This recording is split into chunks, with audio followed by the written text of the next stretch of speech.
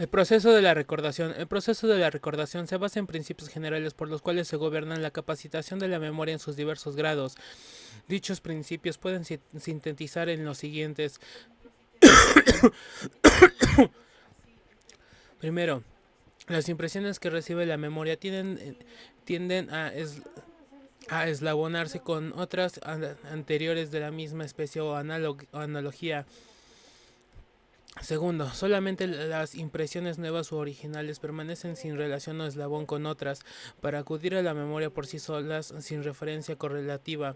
Tercero, la recordación de una serie parcial de sucesos eslabonados facilita la recordación total por relación de cantidad de continuidad. Cuarto, las impresiones débiles o aparentemente olvidadas se refuerzan con el recuerdo de otra impresión fuerte que se haya registrado simultáneamente. Los principios anteriores intervienen siempre de alguna manera consciente o subconsciente en la escala de la recordación y van marcando contraíndices para relacionar las impresiones débiles o semi-esfumadas con las fuertes o claras de actuación correlativa. Tanto los profesores de la materia como los maestros de psicología establecen tres gradaciones relacionadas con las varias fases que presenta la memoria, las cuales son el recuerdo, la recordación y el reconocimiento. El recuerdo se estima como la reactuación mental de las impresiones que sin esfuerzo de la voluntad acuden a la memoria espontánea o por virtud de alguna relación de analogía con otras impresiones actualizadas. La recordación es la evocación y la consecuente transferencia a la mente de los registros mnemónicos por un especial mandato de la voluntad con más o menos esfuerzo, atendiendo a un llamado de la necesidad. El reconocimiento es la conciencia de una nueva impresión con otra anterior, cuya consciente identificación lleva a reconocer lo que se había conocido antes. Al identificarse dos impresiones iguales registradas en tiempos distintos, quedan conjuntamente reconocidas en el archivo de la memoria, siendo también conjunta su reproducción mnemotécnica. Hay casos en los que no queda reconocida la identidad de dos impresiones iguales y a esto se le llama falta de memoria. Es como si un individuo ve una película de cine por segunda vez y no se percata de que ya la había visto con anterioridad, o como ciertos deudores que no pueden reconocer a sus acreedores. El ahorro de la memoria. De lo que acabamos de ver en las anteriores páginas, se desprende que el ahorro de la memoria está en la clasificación, en el orden, en el método y en la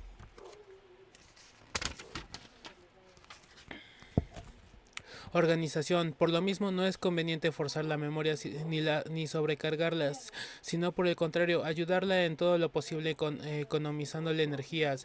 El orden, el método y la inteligencia, dice Stevens, puede sustituir muchas veces a la memoria, llevándonos a lo que hemos llamado la fuerza o la facultad de la costumbre y de la razón.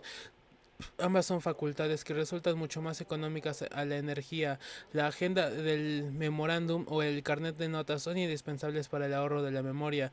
No han de ser ni mucho menos como las muletas para el inválido, sino como una oportunidad guía para los deberes y obligaciones, puntualizados por su orden cronológico y de importancia. Han de contener con claridad, concisión y brevedad todo lo que debe ser recordado a su tiempo durante el día, la semana o el mes. Conforme se vaya realizando el programa proyectado de antemano, deben irse marcando o tildando las indicaciones anotadas en el libro de memoria, y cada día o cada semana se hará un repaso de las mismas a fin de comprobar lo que ha quedado cumplido y lo que permanece pendiente. La memoria debe asemejarse a un almacén en el que hay un lugar para cada cosa y cada cosa está en su lugar. El proveedor, que sabe que las rondas están siempre en el casillero número 123, no hace ningún esfuerzo cuando sirve un pedido de de rondanas, pero si estas no tienen un lugar fijo y hoy están en un cajón, mañana en una bolsa y pasado mañana debajo de las tuercas al surtir un pedido de rondanas. Será una operación sumamente dilatada, enredosa y molesta. Difícilmente podrás servirte de tu memoria para encontrar la pluma, dice Stevens. Si un día la dejas en la cocina, otro día en un armario, otro día en un cajón y otro día en cualquier otra parte, el ejemplo de ese pequeño bolsillo que los sastres nos han puesto en cierto lugar de la americana para depositar en los fósforos o el encendedor debería bastarnos para convencernos. No hay ningún fumador que vacile para dar con los fósforos o con la cajita de mecha. Todos los sistemas de registro en las actividades de los negocios han sido creados principalmente para relevar a la memoria de un trabajo gigantesco y completamente desproporcionado a su capacidad. Sin embargo, los sistemas de contabilidad bancaria, por ejemplo, son tan escuetos que dejan a la memoria una gran parte del trabajo para reconstruir la historia de las operaciones. Es una institución de crédito en cuya liquidación judicial tocó intervenir al que esto escribe. Se llevaba la contabilidad analítica en grandes canastas, auxiliada por enormes tiras de papel de máquina sumadora que pendían de unos ganchos en las paredes. Las canastas contenían variedad de papeles en desorden, fichas, slips, comprobantes, asientos, etc. Y venían a hacer la comprobación de la contabilidad sintética, diario, caja y mayor general. Era un sistema ultramoderno que parecía el remedio de otro ultra antiguo. Los fenicios llevaban su contabilidad en bateas. Entre las bateas y las canastas no hay más diferencia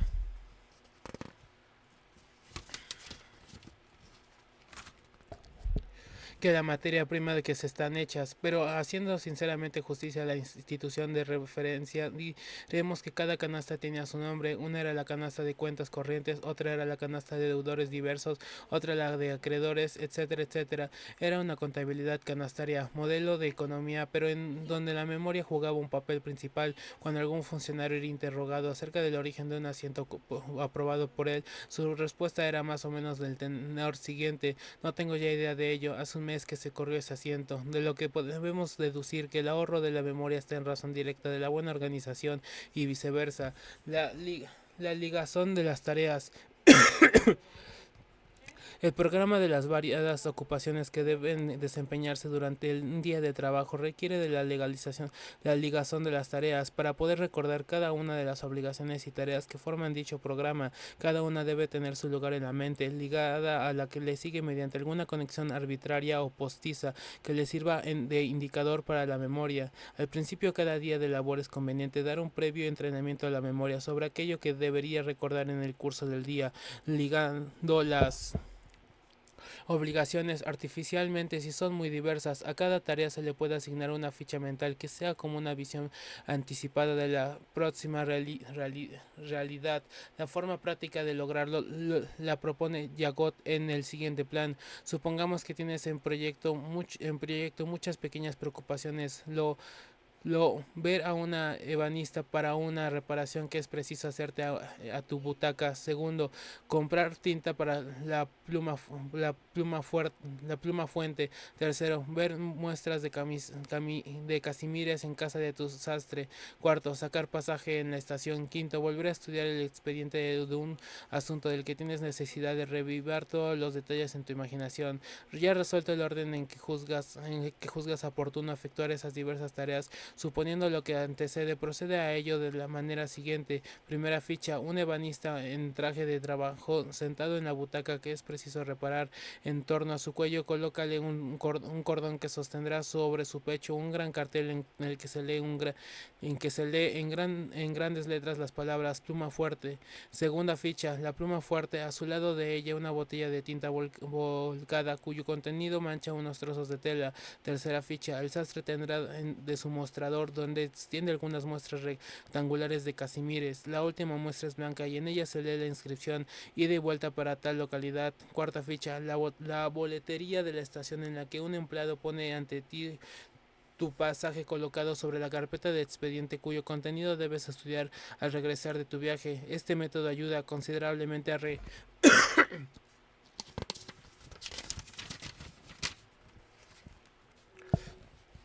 a recordar y permitir numerosas variantes dejadas a la elección de cada persona. La anterior es haciendo caso omiso de la agencia, el memorándum o el libro de notas que con anterioridad hemos mencionado, para obligar a la memoria que se baste a sí misma sin tener que recurrir a los proyectos anotados especialmente para ir recordándolos por su debido orden. El único inconveniente que presenta el sistema Yagot es el tener que llenar en la mente de imágenes postizas ajenas de hecho a los propósitos, abultando considerablemente los motivos que hay que recordar, con lo cual puede resultar más caro el caldo que las albóndigas, como se dice vulgarmente. Esto nos recuerda el caso de un fanático de la mnemotécnica que para recordar la compra de sus medicamentos indispensables imaginaba una serie de cuadros consistentes en el primero, un avión aterrizando en un campo de búfalos. Segundo, los búfalos se espantan y se precipitan hacia un valle. Tercero,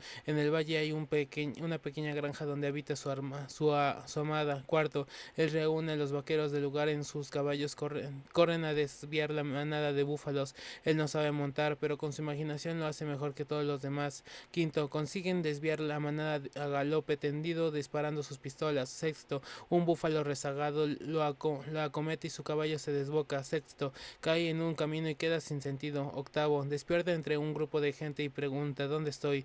Le responden en la botica del pueblo. La botica así. La bótica, el medicamento, por fin recuerda su medicamento. Memoricemos lo útil y olvidemos lo inútil. Para perfeccionar la primera de las tres potencias del alma, la memoria hay que saber seleccionar lo útil y olvidar lo inútil. Si el arte de reconocer merece el estudio que le hemos dedicado en este libro, la facultad de olvidar es también digna de nuestra atención, porque sin ella nuestra mente estaría sobrecargada de recuerdos sin importancia. Hay que evitar que la memoria sea como el depósito de la basura y convertirla mejor en un ordenador fichero en el que solo reine la clasificación y el orden. La intensidad de la impresión y su repetición son las condiciones indispensables para fijar un recuerdo de la memoria, dice Payot. Ahora bien, somos los dueños de estas dos condiciones. Podemos, por tanto, examinar a la entrada de la memoria los conocimientos que piden ser admitidos y admitirlos o no. La mayor parte de las conversaciones triviales, de las observaciones y de las lecturas que no tienen valor se disipan como la niebla bajo la acción del sol, cuando una observación ingeniosa detiene más mi atención, si no vuelo sobre ella, deliberadamente desapareceré también. Conviene cultivar la necesidad facultad del olvido intencional, y para ello solamente hace falta cuidado y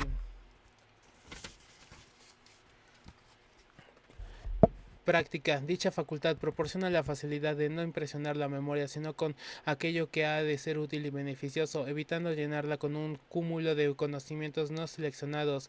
Para que retenga una cosa, agrega Payot, es preciso ahora que el hábito está adquirido, quiera retenerla y que la conceda un retorno de la atención. Como desaparece todo lo que no fijó mediante esta vuelta voluntaria de dicha facultad, realizó una inmensa economía de fuerza nerviosa, porque no retengo sino lo que me interesa, las observaciones, las experiencias de valor que se enredan en el camino de los 7 u 8 lazos organizados en mi cerebro. Una memoria puede resentir daños y aún producirlos si se le permite llenarse de impresiones indeseables, así como se evita que cierta clase de individuos actúen en las costas y dentro de las fronteras. Es necesario desterrar de la mente todas aquellas impresiones perjudiciales o innecesarias. La condición más importante del olvido intencional estriba en la coordinación de la voluntad, el sentido común y la conciencia, cultivando y ejercitando la energía psíquica. He hecho el propósito de desterrar una idea inconveniente, solo hay que negarle la atención cada vez que surja en la mente, provocada por alguna asociación de otra idea ya aceptada. Sobre este punto, Yagot recomienda lo siguiente: date lo más rápidamente posible un giro a tu imaginación, fíjala sobre un tema lejano. Si a pesar de ello tu, a pesar de ello te fuera imprescindible proseguir efectuando aquello, que ocupa tu actividad mental en el instante en que reapareció el recuerdo que deseas eliminar. Realiza un esfuerzo de atención para absorberlos de tal manera en los hechos principales que ningún incidente haya lugar donde ponerse. A veces se produce una reacción. La idea expulsada vuelve a la carga y se torna obsesionante cuando más se procura rechazarla. Habiendo previsto bien esos diversos escolos, ten la seguridad de que será aniquilado si persistes. Desvanecer los puntos de conexión de un recuerdo y negarle la adhesión de la conciencia constituye el principal esfuerzo para librar a la memoria de huéspedes inoportunos. Todo propósito al respecto obtiene buenos resultados si, como en todas las cosas, se tiene constancia y dedicación. Los recuerdos indeseables, una vez aislados, irán a esconderse entre el montón de todos aquellos que su malévola índole los ha confinado al oscuro y apartado campo de concentración del olvido. Si evitar la salida de los buenos elementos es beneficioso, facilitar la inutilización de los malos lo es quizás más. Así como una nación es grande y civilizada según los habitantes que la integran, o así una mentalidad es equilibrada y enérgica según la calidad de sus recuerdos, pensamientos e ideas.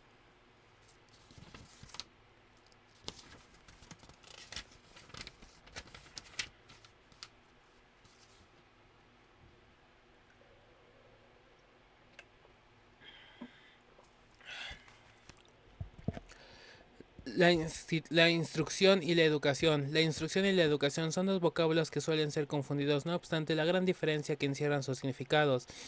La instrucción sirve para allegarnos y transmitirnos la sabiduría acumulada por el estudio y el trabajo de otras personas. Pone a nuestra disposición los conocimientos adquiridos por el esfuerzo de otras mentalidades. La educación prepara y entrega la energía mental y coloca la mente en aptitud de adquirir la experiencia y la sabiduría por su propio esfuerzo, dándole la destreza necesaria para investigar y crear. La instrucción forma mentes receptoras, la educación prepara mentes creadoras.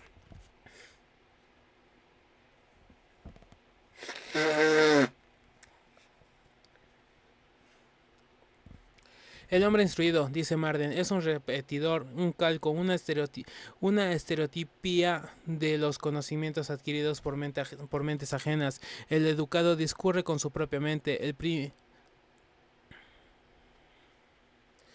primero es un almacén más o menos provisto de conocimientos recibidos por comunicación de las mentes productoras. La mente del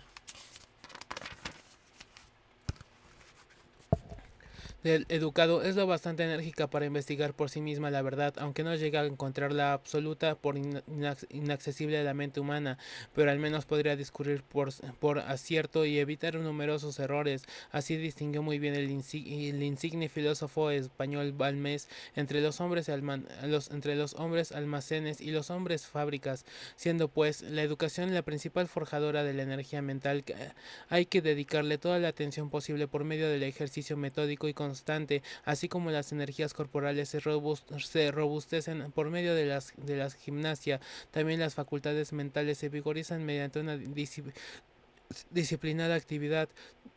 En tal virtud, para la provechosa actividad de la mente es preciso que el entrenamiento intelectual prepare el estudio en las operaciones de observación, análisis, discernimiento y raciocinio, aplicados a la materia de la investigación y cuyo ejercicio no es otra cosa que estudio, ejercicio e higiene mental. El ejercicio de la mente, como hemos visto, es el estudio sobre particular. Creemos haber recomendado lo más conveniente para mejorar la memoria. Por lo tanto, no ignoramos que el estudio no consiste en aprender lecciones de memoria ni en aceptar como artículos de la fe las afirmaciones de un autor o de un catedrático, sino en la aplicación de todas las energías guías mentales del estudiante a la materia de su investigación hasta obtener un conocimiento de la misma. El ejercicio y la higiene mental son prácticas que incumben personalmente a cada quien, como la digestión y el sueño. No dependen de nada ni se pueden confiar a nadie. El maestro guía, dirige, conduce, aconseja y exhorta al educado, dice Marden, señalándole los métodos más a propósito para ejercitar sus facultades mentales y adquirir el conocimiento, pero de ningún modo puede suplir por su propio esfuerzo el que el educado ha de hacer para vigorizar su mente, como le es Como no le es posible al educador físico suplir con sus esfuerzos musculares lo que el educado ha de hacer necesariamente por sí mismo para acrecentar sus energías físicas, la salud del cuerpo es condición importante para la salud del espíritu. Es necesario mantener sano y robusto el cerebro para que la energía mental se manifieste por toda su necesaria potencia. Cabe Cabe aquí recordar aquella máxima de juvenil, mens, mens sana in corpore sano, mente sana en cuerpo sano. El hombre verdaderamente sabio, dice el poeta, no pide al cielo sino la salud del cuerpo con la del alma.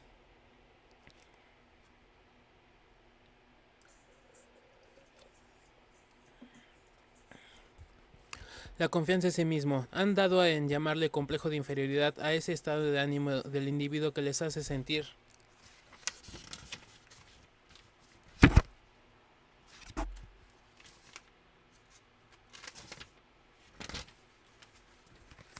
sentirse opacado o tímido para alternar con los demás hombres, fomentándole la creencia de su incapacidad para estudiar, trabajar y progresar, así como han dado en llamar también don de gentes a la facilidad de palabra, a la memoria para contar chascarrillos y a la facultad de divertir a la gente conquistándose su simpatía, con lo cual resulta que los merolicos y los payasos son los tipos seres dotados del don de gentes. No vamos a comentar la exactitud académica de estos términos, sino sus nexos con la valía del individuo. El remedio infalible para combatir el complejo de inferioridad es la confianza en sí mismo, sin que ésta derive hacia la fatuidad o el orgullo. La confianza en sí mismo no debe ser sino la legítima seguridad que abrigamos de nuestra propia fuerza. Esa confianza ha sido la cualidad predominante de la poderosa y libre Norteamérica, así como la tenaz y vigorosa raza anglosajona con la que ahora nos unen fuertes lazos del ideal y de la defensa mutua. Esa cualidad es el patrimonio de las razas jóvenes, es la que forja el temple de los vencedores, es la savia de la victoria, por la que siempre será victorioso aquel que se atreva a luchar enarbolando la bandera de la libertad y con la confianza de sí mismo. Respecto a lo que se conoce como don de gentes, nos concretamos a transcribir una breve máxima de Bacon que dice: el aplauso del pueblo vulgar es generalmente falso y sigue más bien a los hombres vanos que a las personas virtuosas. Y según expresión de Macaulay, la elocuencia puede o no estar acompañada de juicio, ni de valor, ni de verdadera inteligencia. Es dote análoga a la del actor. Triunfa en una asamblea numerosa, porque una asamblea no es más que una multitud. La concentración mental. Adquiramos pues conciencia de nuestro valor y nuestra capacidad, con la que seguramente daremos firmeza a nuestros actos. Formémonos el camino de nuestro porvenir en armonía con nuestra tendencia, pues es un desperdicio de energía intentar todo aquello que va contra nuestra vocación. La concentración como base de la energía mental es el arte de especializarse en determinada actividad. Con la evolución grandiosa de las actividades humanas resulta imposible la universidad de los conocimientos. El que es aprendiz de todo y oficio de nada no pasa de ser una mediocridad en cada cosa. La universidad es equivalente de dispersión y esta conduce a la mediocridad. Ambas cosas son causantes de la pobreza mental y de la debilidad del espíritu. En el que mucho abarca poco aprieta, dice el dicho vulgar, y esta es una verdad comprobada.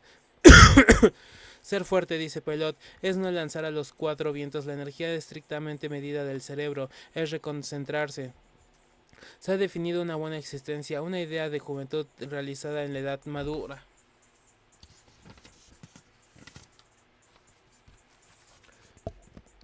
Felices los que hacia los 27 años han descubierto una idea fecunda de la que 30 de trabajo harán una obra influyente. Con justo título decimos la obra de un escritor o de un sabio, porque las obras de un espíritu que piensa que trabaja no son más que las aproximaciones sucesivas de una verdad única, cuya riqueza y fecundidad descubren poco a poco la meditación y la laboriosidad, la personalidad y el carácter. La personalidad y el carácter, al decir algunos autores, dependen en gran parte de la herencia, o sea, de lo que biológicamente se recibe de los antecesores. materiales. Según eso, ¿cómo podrías explicarse la grandeza de algunos hombres que proceden hombres de procedencia muy humilde? ¿Acaso don Benito Juárez fue descendiente de patricios y de grandes estadistas? Ok, con esto ya el libro se desmerita solo. No dudamos que la personalidad, el carácter y aún el genio sean cualidades potenciales que radiquen tales latentes en el organismo humano, sin distinción de razas, lo mismo que la savia que ha de producir los más hermosos y raros ejemplares de flores y frutos radica en todas las plantas, pero hay algo que desarrolla una y otras cosas, ese algo es el hábito. Los datos relativos al trabajo de los hombres célebres, dice Payot, proceden siempre en su edad madura, cuando han contraído hábitos poderosos. Consolidados por 20 o 30 años de trabajo, su ardor por la misión que han asumido se ha hecho irresistible. Son sostenidos por la admiración fustigados por la injusticia que es de regla contra todo hombre de valía.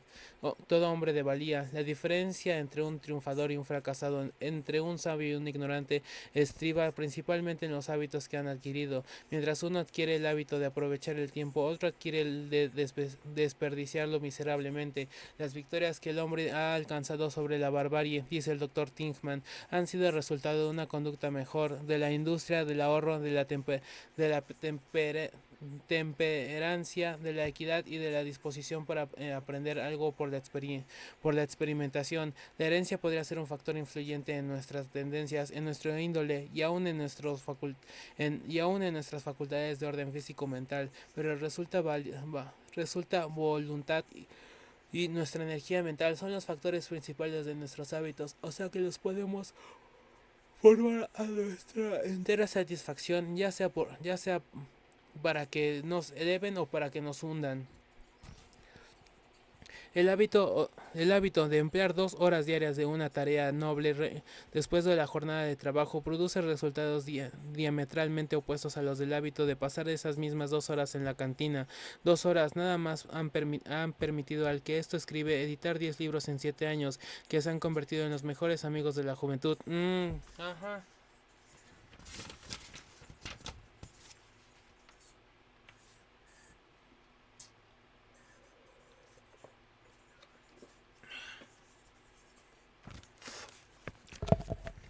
La fuerza de voluntad. La tercera de las potencias del alma, la voluntad, es la que más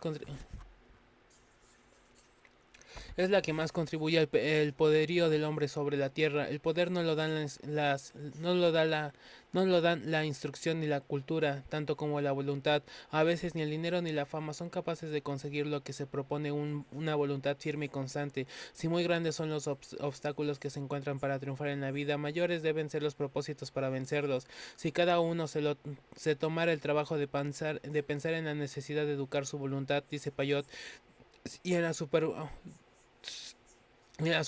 superabundante generosidad con que son recompensados los menores esfuerzos hechos en su favor, le otorgarían no solo el primer lugar de sus preocupaciones personales y públicas, sino le elevaría como la obra capital y muy urgente de todas. La voluntad es la facultad potencial del espíritu que sirve para encauzar a las fuerzas psíquicas de la inteligencia y la memoria para conciliar la actuación de las personas con las necesidades de la vida.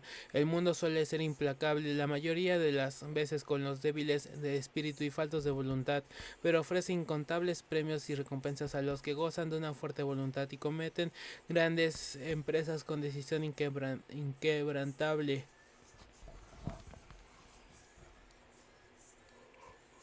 Creo firmemente que todo hombre que se apodera de una idea que vale, dice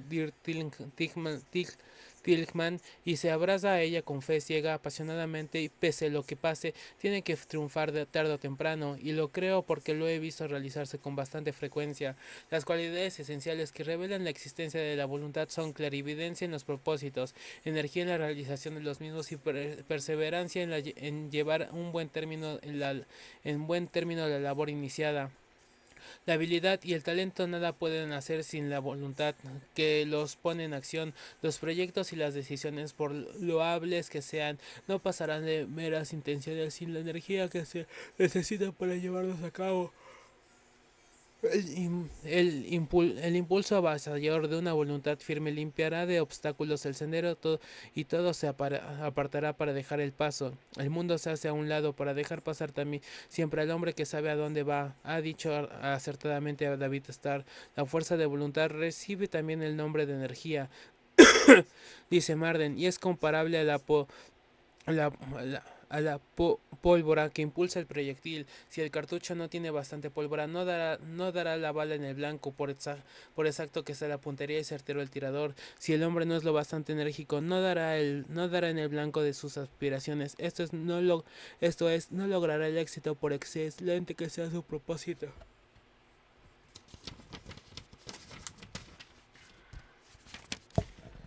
La defensa de las energías. Todo cuanto perjudica y desgasta el organismo humano acaba con la energía mental. Las emociones morbosas que desorganizan el sistema nervioso nulifican la capacidad del individuo, lo que en las relaciones sociales se conoce como enemistad o falsa amistad, que se traduce en rencores, odios y envidias. Constituye el elemento desintegrador de las energías y de la felicidad porque desgasta las reservas orgánicas e intoxica el espíritu.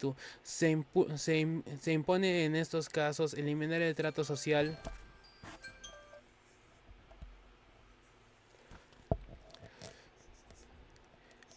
En trato social toda mala atención o interpretación, poniendo en ejercicio todas las buenas cualidades como son el tacto, la diplomacia, el desinterés, el amor al prójimo, la comprensión de la naturaleza humana, el altruismo, etcétera, etcétera.